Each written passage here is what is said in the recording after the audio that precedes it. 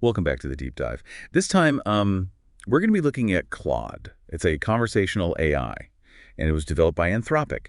And you guys have sent over a bunch of articles and research, and you seem really interested in how Claude is different from other AIs, and not just, like what it can do, but how it was designed, with safety and responsibility in mind. Yeah, definitely. Anthropic is doing something pretty special here. They're really emphasizing integrating ethical considerations directly into Claude's core functionality, Yeah. and they call it constitutional AI, and it's pretty groundbreaking. Okay. Constitutional AI. Yeah. That sounds interesting. Could you explain what that means, like in practice? It's basically like setting up these guiding principles, almost like a constitution, that Claude has to follow. And it influences how it generates responses and makes sure that it doesn't give any harmful or bad outputs. So it's like, instead of just focusing on making Claude as smart as possible, they're also teaching it to be responsible. How did Anthropic even come up with this? Well, Anthropic was founded by a bunch of former researchers from OpenAI, and they had a lot of concerns about AI safety. So they really wanted to create an AI that wasn't just effective, but also aligned with human values and safety right from the start. So they saw problems down the road and thought, let's be proactive. Mm. So what I find really cool is how this constitutional AI actually works on a technical level.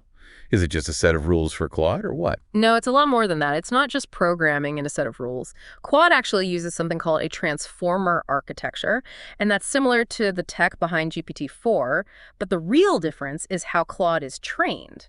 It's not just about predicting the next word in a sentence. It's about making sure every response matches up with its constitution. Okay, so how do they actually teach Claude to consider this constitution when it's writing it? Seems really hard. Oh, it is. It's really complex. And they use several techniques. One of the key methods is something kind of reinforcement learning from human feedback.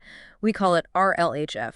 It's basically where Claude learns and gets better at its responses from feedback from human trainers. So it's kind of like having coaches help Claude refine its communication skills and stay within the ethical boundaries. Exactly. And on top of that, they use red teaming to push Claude to its limit. Red teaming, what's that? Oh, yeah. Red teaming basically means they try to find weaknesses in Claude's ethics.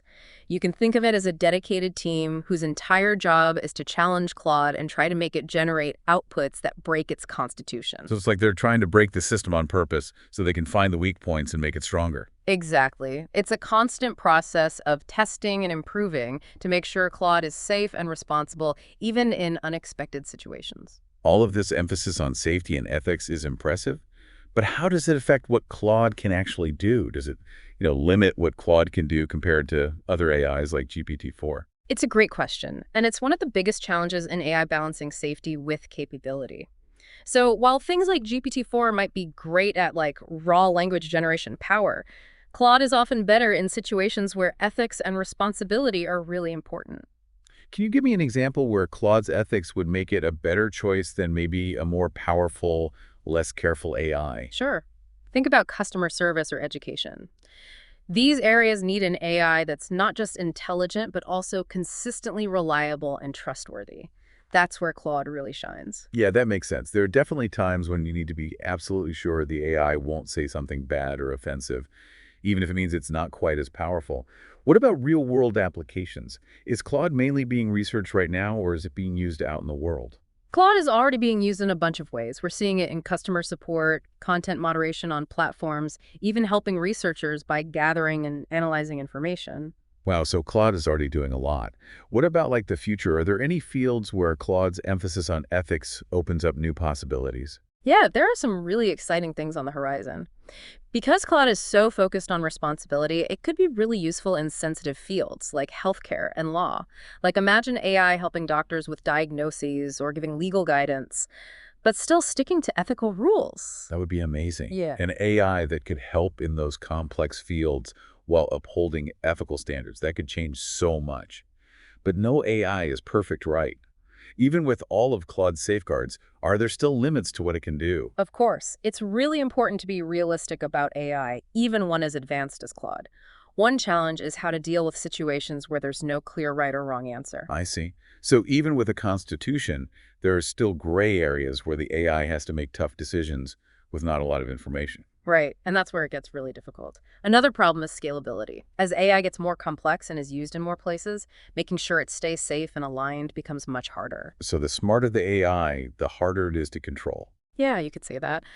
Then there's the whole black box problem. Even with all the work Anthropic is doing, sometimes it's hard to understand how Claude makes its decisions. We see what goes in and what comes out, but the process in between can be a mystery. So even if it's making good decisions, we might not always know why. That seems risky, especially in fields like healthcare or law, where transparency is so important. Are there any ways to make AI decision-making more transparent? Yeah, a lot of people are working on that. One thing is explainable AI, or XAI. The idea is to develop techniques that help AI explain their reasoning so humans can understand it. So instead of just giving an answer, the AI could also show its work and explain its logic. Exactly. It's like leaving a trail of breadcrumbs so we can follow how it got to its conclusion and make sure it's ethical. That makes a lot of sense, especially as AI takes on more important jobs. Yeah. Switching gears a bit, how does Anthropic make sure the data they use to train Claude is free from bias and bad stuff? AI can sometimes learn the wrong things from biased data, so how is Anthropic dealing with that? It's one of the most important things about responsible AI, and Anthropic takes it seriously. They're really careful about choosing and filtering the data they use to train Claude. They focus on good sources and work hard to get rid of anything that could cause bias or harmful stereotypes. So they're not just grabbing random stuff from the internet, they're really choosing carefully what Claude learns from. It makes That sense. makes sense. It's like we wouldn't teach a child with bad or biased materials. Same with AI. Right. The quality and diversity of the data is super important. It's not just about keeping out the bad stuff. It's also about making sure the AI learns from a lot of different perspectives and experiences that reflect the real world. So besides getting rid of bad stuff, they're also making sure the data shows a wide range of views and experiences. That's important for creating an AI that can interact fairly with everyone, right? Absolutely. If an AI only learns from a small group of people, it might not understand or work well with people who are different. That's true. Exposing the AI to many different points of view helps make sure it doesn't inherit any prejudices or limitations. It's a good example of how technical choices in AI development can have big ethical and societal impacts. Yeah, you're totally right. It shows why building AI responsibly means thinking about not just the technical stuff, but also the ethical and social impact. It's about making sure the AI works for everyone, not just a few. Anthropic's approach with Claude really seems like a big change in how we think about and develop AI. It's not just about making the most powerful AI possible. It's about making sure that power is used ethically and for the good of society. I agree. It feels like the AI industry is growing up. We're moving past just focusing on power and starting to think about the ethics and social aspects of AI. Yeah, it's like we're realizing that AI isn't just a cool tool. It's something that could totally change our world. And that means we have to make sure it's used ethically and for the benefit of everyone. Exactly. The choices we make now about how we develop and use AI will affect everyone in the future. We have to put safety, fairness, and transparency first as we explore what this technology can do. This conversation has really opened my eyes to how complicated AI development is. It's not just about writing code. It's about making choices that will shape the future of this technology and its impact on the world. How do you think all this will affect the average person? How will Claude and other AIs change our daily lives in the future? It's a question everyone's thinking about. We can't know for sure what will happen, but we can make some guesses based on what we see happening now. What are some of the ways you see AI becoming part of our everyday lives? I think we'll see AI becoming more and more a part of the things we use every day. Like imagine AI assistants that are much better and easier to use than what we have now. They could help us manage our time, learn new things, make better decisions, and even connect with people in better ways. Like a personalized Jarvis from Iron Man, an AI that knows what we need and helps us deal with everything. Yeah, that's a good way to think about it. But we have to remember that AI, even something as advanced as Claude, is still just a tool. And any tool can be used for good or bad. It all depends on how we choose to use it. So it's our responsibility to make sure AI is used in a way that helps people and aligns with our values. Definitely. We have to be aware of the risks and try to prevent them. We need to have open and honest conversations about the ethics of AI.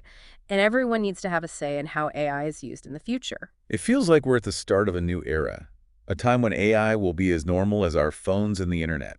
It's exciting, but it also means we have to be responsible and steer this technology in the right direction. It's a time of great opportunity and responsibility. We have a chance to shape the future of AI and use it to make the world a better place. but we have to be careful and work together to avoid any problems. So this requires everyone to work together. We need scientists, ethicists, politicians, and regular people to talk and decide what kind of future we want with AI. I agree. The future of AI isn't set in stone. It's up to us to decide what we want to do with it. And that means everyone needs to be involved. This has been a really interesting conversation. Yeah. I understand so much more about Claude, Anthropic, and the whole idea of ethical AI development. Thanks for talking with me about it. You're welcome. I always like talking about the potential and challenges of AI, especially with someone as interested as you. I have one last question. What's the one thing you wish everyone knew about AI? If you could tell our listeners just one important thing, what would it be? That's a good one.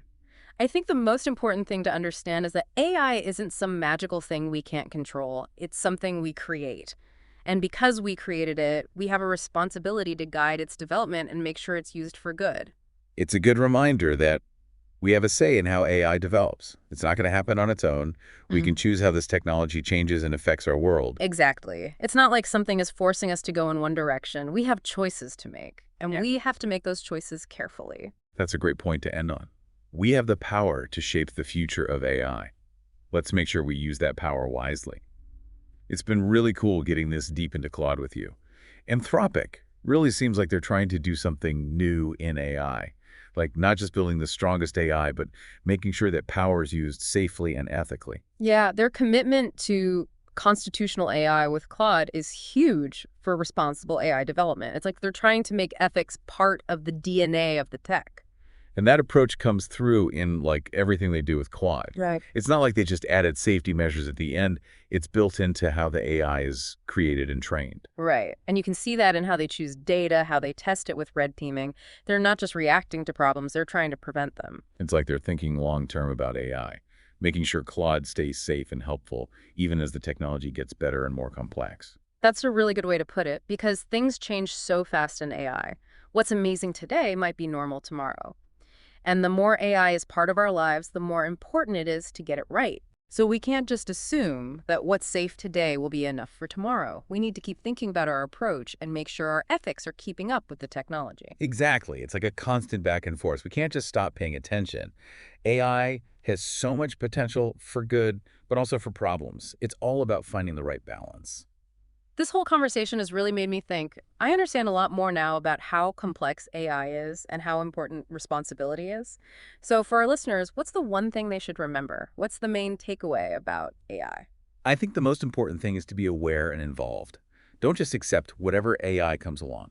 Ask questions, demand to know how it works, hold the companies that make it accountable. So we need to realize that we have a voice in shaping the future of AI. We're not just users. We have a responsibility. Yeah, exactly.